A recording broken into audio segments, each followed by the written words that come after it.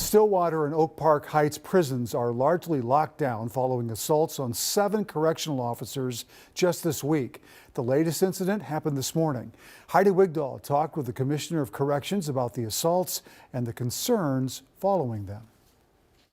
Monday morning at Minnesota Correctional Facility Stillwater, the Department of Corrections says a fight broke out among several inmates. When a corrections sergeant and 2 officers stepped in, they were assaulted. Then Tuesday afternoon at Minnesota Correctional Facility Oak Park Heights, DOC says 2 inmates assaulted a corrections sergeant and 2 officers. And finally, Thursday morning, also at Stillwater, DOC says an inmate rushed up to a corrections sergeant and started striking him in the face.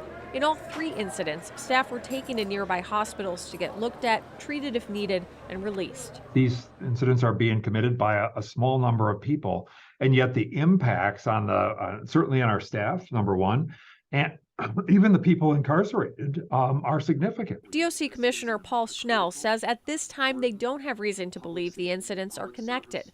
The labor union AFSCME Council 5 responded to the attacks, saying, quote, increased safe staffing levels in every facility and investments in all staff must be prioritized in order to properly staff and secure these often dangerous workplaces across our state to maintain public safety. Right now, Schnell says there are just over 100 correctional officer vacancies, mirroring the trend we're seeing nationwide. We do want to increase our staffing and make sure we're staffed to the fullest level possible. Because the more staff, just the more stability, the more security, the more presence. We know that those things are important. But would more staffing have necessarily stopped these actions? Right now, there isn't clear indication of that. But that said, we do want to make sure our prisons are fully staffed for the safety and well-being of our staff first and the people we serve.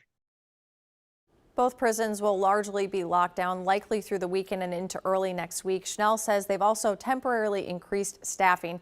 The assaults are being investigated and the results will be sent to the Washington County Attorney's Office for consideration of felony level charges for assault on a corrections officer. Randy.